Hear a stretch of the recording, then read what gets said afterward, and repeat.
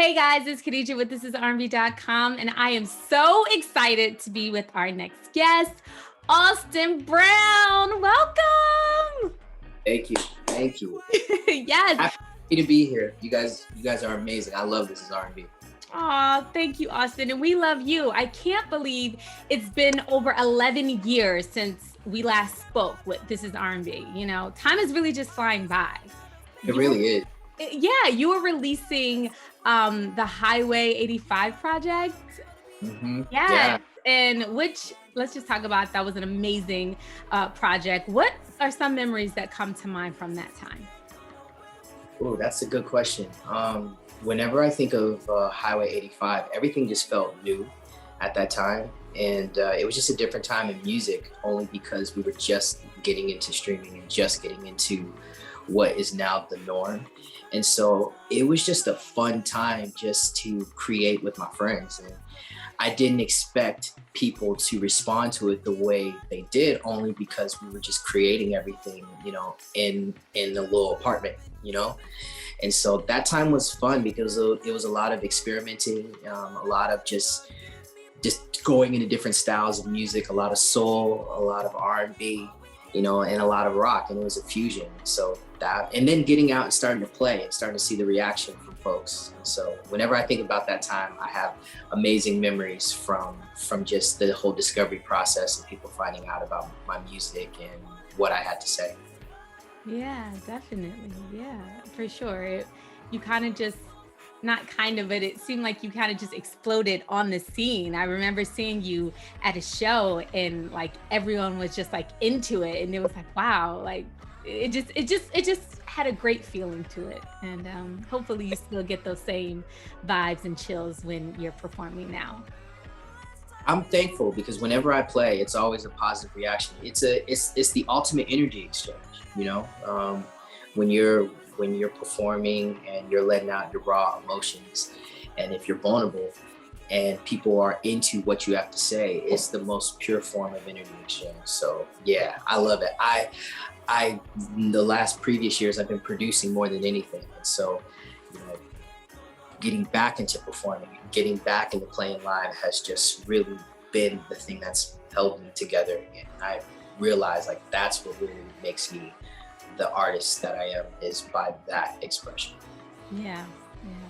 And you know, you've been in the music industry for the last 12 consecutive years, and you recently said that it now feels like you're starting to get your stride in your journey. Please elaborate on that. Ooh, well, what I meant by just now getting my stride in my journey is that, you know, when I stopped solely focusing it just on what I wanted, and especially when I started producing other artists, like, you know, from learning from Tank and the Bangas, or learning from working with people like Masego or whoever it may be, I started feeling that excitement again because I got to see how other people were reacting to what we were creating. You know, it's easy to become overly critical of yourself. And so finding my stride again has been all about just seeing the creativity flourish and see how others are taking it on and seeing how it's kind of expanding past me. And so I remembered, I'm like, damn, I actually have a voice in this. You know, I actually have that listen to what I have to say. And you forget that after years of just kind of grinding, and you have a preconceived notion of what you should see or what you shouldn't see. And so being able to let that all go and just continue to create and move forward, that's what I meant by that, you know, really starting to find my stride again, really, you know, finding it for me and from my own voice. Yeah, yeah. And you know, you also mentioned that previously one of the things were some lessons that you learned on the journey. And could you share some of those lessons that you've learned? Ooh, that it is not a sprint, it's a marathon. Okay. You know, and so when you are working at this craft, and if you truly, truly love it, you're going to learn lessons on the way. So you have to keep on going if you genuinely love it. Other lessons is that you can never figure out what people are going to like. Just be true to yourself. And when you feel something inside, let it out immediately, because when those big brushes of waves of creativity or expression or emotion come, be very, very, very, very, very specific and let it out, because there's so much going on in the world. And as artists, we have the opportunity to voice it and let it out, and to have that shared experience with our listeners and with the people who follow our work. Absolutely. And I think the best gem that you dropped was just staying authentic to who you are. And like you said, you never know what people are going to like, but if you're true to yourself, your true fans will get it. And even if they don't, they still will rock with you. Like, okay, he was going on a different path, but you know, he's still Austin and we still love him.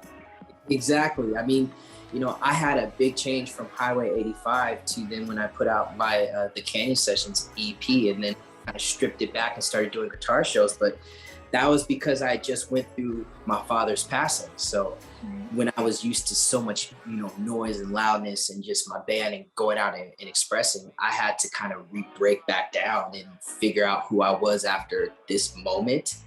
And I think that's what it is, surrendering to what you're feeling. And then after that, I didn't even release anything with me singing on it. I released a piano album, jazz album. Yes. Yeah, so it's just, you know, you gotta follow what it is that you are. And I've tried to just, whatever I feel, I just do. And, you know, I'm thankful I'm at a place in my life where it doesn't matter to me how it's received. I just want people to enjoy the journey that they're choosing, if they choose to follow me on, you know? Yes, that's true artistry. You know, you're evolving, and I love it. I just love every minute of it. So let's just talk about your work, because you've been busy, like you already said. Back in February, you released an up-tempo track with Snoop Dogg, and it was called Dirty Little Secrets. Tell us about that collaboration, and whose idea was it to have Snoop talking in the beginning and the intro of the song? You know, that's a funny one. So it's with my bro, DJ Tony Touch, legend. We have a band, or not, it's like a collaboration project that we're doing together called Cali York, him being from New York and me being from Cali. And we're just, you know, merging our vibes and styles together. And so I did this Dirty Little Secret record. I had done the beat and the idea for it with my production partner, Brian. And I sent it to Tony, and Tony loved it. We already had recorded it. And so he sent it to Snoop. And Snoop immediately got on it and recorded himself on it. Wow. And so after that, it's so random. This is how life happens. I ended up seeing Snoop that next week randomly at Diddy's house. Oh my gosh, talk about randomness, but incredible. Yeah, it was a crazy Sunday. Like, I started off that Sunday going to Sunday service in Salt Days, and then literally that afternoon I was with my buddy Evan, and he's like, yo, Puff's having something at his house. And then we go there, and then I see Snoop, and Snoop's like, yo, you did that record? He's like, yo, I love that record. Yo, hey, yo, we got a hot one. And that's how it happened. It's like the universe kind of made that happen. Yes. I couldn't have put that together in any way, and luckily people are hearing it and enjoying it, and I'm thankful. Yes, I mean, let's just talk about that Sunday being crazy incredible, of all that Black excellence there, from Kanye to Diddy to you and to Snoop. I mean, wow, I don't know Evan, but I'm sure he's probably incredible too. But Evan Ross is amazing. Like, I worked on projects, so that's. It just kind of happened, you know. It's just it kind of all came together, and it was a cool little moment of validation, in the sense of, you know, it wasn't based on anything but the music. The whole energy exchange was all the music, and that's why he got on it. And we finally put it out, and it's been rocking out for us. So I'm thankful for that. Yeah, and we're thankful that happened too. So you coming together, I love it. I love it. So I have to just tell you, some of my tracks, some of my favorite tracks of yours is Menage a Trois, Where Were You from Highway 85, Smile from the Canyon Sessions, and of course, Heart Over Mind from your jazz piano album that you put out. Between you and I, well, it's not even just between you and I, but everyone, but my life coach, she added those two tracks to her Relax and Release playlist, which she shares with all of her clients. So there you go. If you guys need to just zone out, listen to Austin's project there. So what are some of your favorite all-time tracks that you've done? Ooh, that's a cool question. I would have to say Smile definitely is up there. And I feel like Smile will continue to have a life of itself beyond me, which is why I love that one. It kind of was a rebirth for me because it was so stripped down from Highway 85, which was so much production and so much live instrumentation. And Smile, I was at a really deep, emotional, heartbroken place in life from my girlfriend. Oh shit, we were together 5.5 years at that time, and then also losing my father around the same time. And Smile was what came out of all of that emotion. So Smile will forever hold a place because it helped me start feeling better. Mm-hmm. And then off of it, so Smile will be one. I'm gonna give you three. Smile. Okay. I would have to say F With My Mind on Highway 85. Mm-hmm. Just the frustration of like, I had so many people walk up to me after they heard that one, especially, you know, older people, which was so cool to me because they were like, yo, my husband, he be effing with my mind, with my mind. And I'm like, so you get the sentiment of this. Get it. You know, and it was also kind of like, you know, what I'm doing in the chords there, it was my own little tribute to Elton John and Beanie and the Jets, and that's why it has that little bounce to it. Yeah. And so I love that one. And then from Heart Over Mind, I would say Gut Was Right because I had gone through another, you know, emotional breakup, and that was kind of a improv piano session. The whole record was just improv of me just kind of breathing through it and getting the emotion out. And the Gut Was Right record is a big proponent of that because I was in a place where I felt like I knew how this relationship was going to end. Mm-hmm. And I still chose to move forward with it because our heart works over our mind. It does.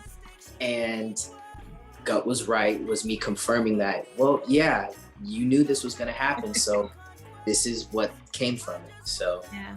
I would say those three: Smile, F With My Mind, and Gut Was Right are some of my favorites of the tunes that I've been fortunate enough to create. Yes, well, they're all great ones. And even though you didn't mention it as one of your favorites, and I mentioned it as one of mine, was Where Were You? I feel like the wave that is coming our way with the way music is transitioning right now with Beyonce's Break My Soul and Drake's whole album, I feel like this just fits. It marries right in there well. So look at you. You're ahead of the time of the trend coming. You know what? Music is music, and I love those. And I really do enjoy those records too. I love that dance coming back. Yes. I'm so happy dancing. You do. Back. Yes. I love it. It just feels so good. It feels so good. And you mentioned Smiled, and we both said that those were our favorite tracks. And you definitely have established yourself in your own lane.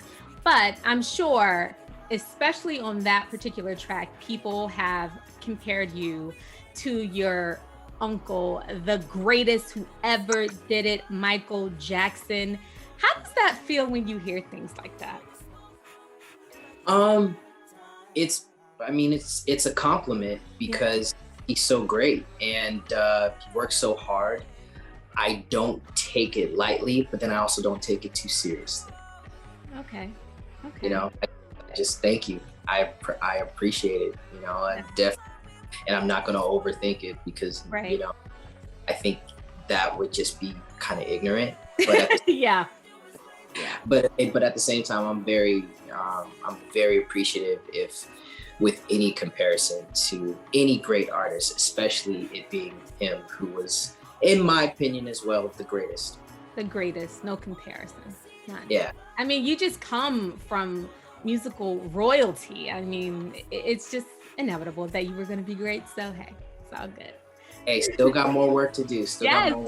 and we're here for it all. And speaking of, this Friday, you're releasing a new single ahead of your EP, which will be premiering exclusively on ThisIsRnB.com, Lay Low, which is a single from your forthcoming album, The Festival. Lay Low is a real like Jamaican Caribbean vibe. It's definitely a vibe. I'm feeling it. Can you tell I've been listening to it? Oh. I can tell. You have the vibe and the feel to it. I have the vibe and the feel to it. How did this come about? Like, tell us that whole experience. And in the beginning, it sounds like a real live session, like from a phone almost, you know, like we're really there. Well, because that's really what it is. So I started going to Jamaica in 2017, 2018, because my father's Jamaican. A lot of people don't know that. So, you know, when I was younger, my father didn't really speak about his childhood too much because there were some things that he had went through, which I know it was hard for him to discuss. And so after he had passed away, I really started digging deep into my other side. I mean, my mom's side of the family has always, you know, been the thing that everyone talks about because of how big they are. But, you know, I'm half of that and I'm half my father. Right. And so, I've always resonated with my roots and with reggae. And so when that beginning part of that was literally me being in Jamaica, talking to some of my friends out there and them really lecturing me on the experience of being from Jamaica and being a part of the land and to really feel the soul and the groove of what it is. And so that's really what you're hearing is me actually in Jamaica. So I was saying, last night in Jamaica. And then it goes into Lay Low, which is a record that I made that specifically talks about where we are in this new time, post-pandemic, how we are to manage our lives and ourselves and how we have to look out around the surroundings around us because, you know, you have to kind of lay low and watch everything that's going on, but at the same time, read and see and actually digest where we are as a people, but then still have fun and still love and still be a positive person. And so that's what that song is about. We did that, when did Brian and I do that? We did that, during the pandemic. And so it's now coming out now, Yes, wow. I mean, so much to take in from the song. And, you know, hearing the background story of it, it like when I'm gonna go back and listen to it again, I'm like, okay, I'm feeling it even more. Like I understand other parts of it. So tell me the idea behind the festival and tell us what can we expect? Is it more of this Caribbean vibe? Yeah. The festival has a lot of influences on it. You know, I don't know if I did a little band project during the pandemic for my with Black Castle, my band. And we started then playing with different influences and different styles. And really the festival is about a celebration of life, a celebration of being proud, a celebration of being Black, a celebration of being a student of the world. And, you know, in my music before, I always spoke about my personal experiences of love and heartbreak, but I hadn't really yet given my own perception of how I feel about what I see around what's going on. And I definitely have a big opinion about it. And so the festival speaks about systematic programming, speaks about being open and being honest with what you want out of this journey, being a positive person and being loving and being kind, about loving thy neighbor, but then at the same time, being aware of people, of things and influences that are trying to deter you from living your best personal self. So but also too, the festival is about playing, you know, expressing, you know, coming together. And so that's what this album is a big proponent of. And I'm excited for people to hear it. Yes, it has a lot of Caribbean influence, but it also has rock, soul, and R&B influences. All the stuff that is the accumulation of who I am as an individual and as an artist. That's what the festival is. Oh my gosh, I can't wait. Oh, I cannot wait for this album because I'm feeling it, everything that you're saying, and I'm here for it. Thank you. Yes. So what's next for Austin? Any acting? Are you going to be directing any of the videos? Definitely. Well, next I have, actually, this is going to be the first time I talk about it, but I have a little show that I've been working on with LATV called Frequency. And so coming out along with this project. And so we already shot the first few episodes, and it features creative and artist friends of mine, and we do performances on each episode. So that's coming out. The festival album, which is the main thing. I would like that to roll out. I'm thinking that's going to be coming out end of September, early October. Just going to roll out a couple more singles. I have a few really amazing collaborations coming out on that as well too, that I don't want to mention yet. Okay. Some of my friends who have worked on it, so I got to shout them out. Brian London, my production partner Tommy Parker is on that project. D Miles on that project. So, you know, this has been a long time in the making. So I'm excited for people to hear this body of work and to get back coming to my shows. Because if you have been to an Austin Brown and Black Castle show, we know what we're doing. So come on back. You do. Yeah, you do. Oh, wow. All those artists and producers that you mentioned, incredible. So I'm definitely like zoning in, gonna be looking for the project in September, October, maybe around my birthday, the 22nd. Just throwing it out there. Okay. I'll make sure to keep that. Yes, but if not, I'll be here for it anyway. Thank you, Austin. It's been an absolute pleasure catching up with you. We're so excited for your new single, Lay Low. Everybody check it out right now on ThisIsRnB.com. Thank you so much. Take care. Thank you. Bye. Don't care about no back conquest. I just